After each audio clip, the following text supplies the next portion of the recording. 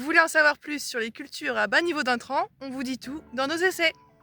Donc nous nous trouvons sur une parcelle située sur le secteur du Jeda du Montreuilois, donc qui a été semée le 29 avril. Là nous sommes le 20 juin et là nous sommes le 20 juillet. Donc on voit un peu la pousse impressionnante que ça peut avoir. Alors pourquoi on s'intéresse au chanvre dans nos régions? C'est pour principalement la production de fibres. Parce qu'il a la capacité de produire un poids de paille assez impressionnant avec moitié moins d'eau comparé à un lin de printemps par exemple. Donc ce qui en fait son premier atout. Le deuxième atout, c'est qu'il est capable de pousser sans utilisation de produits phytosanitaires. Donc ce qui est très important pour protéger l'environnement et la qualité de l'eau. Alors si on s'intéresse maintenant à la culture, c'est une plante qui se sème toute fin avril, début mai pour éviter au maximum les dernières gelées car ça pourrait être fatal lorsque le chanvre est au stade plantule. Deuxièmement, ça se sème avec un semoir à céréales classique, tout comme on peut le faire pour du lin. Ensuite, une fois que le chanvre a bien levé, il pousse assez facilement et ne nécessite plus d'intervention, mis à part l'engrais. Alors on va parler maintenant du chanvre et de la rotation.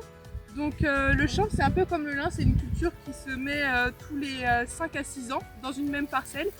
Par contre, on peut l'intercaler dans une même rotation avec du lin, ici comme du lin d'hiver ou du lin de printemps, il n'y a pas de problème parce que c'est pas du tout la même famille. Donc ça veut dire que sur une rotation, on peut faire 2 cultures à fibres intercalées.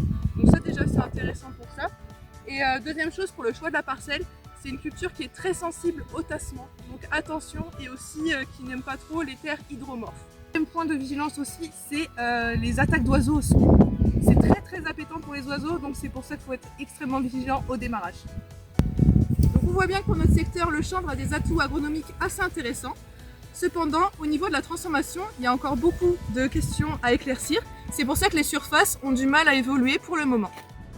Nous avons également pu tester la sylphie, culture pérenne qui va être en place pendant 15 ou 20 ans.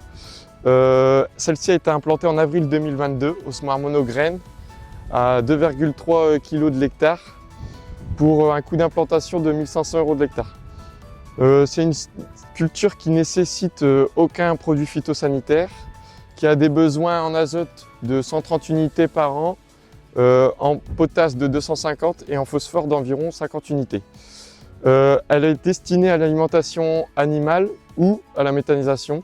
Donc 2 coupes, une en juin et une en septembre pour l'alimentation animale et contre une seule coupe pour la méthanisation en septembre.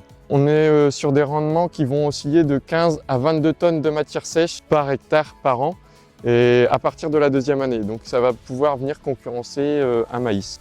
Donc il ne me reste plus qu'à vous souhaiter une bonne journée. Si vous souhaitez plus d'informations sur les nouvelles cultures, vous pouvez contacter la Chambre d'agriculture ou alors votre conseiller ou votre conseillère de secteur Jeda. À bientôt!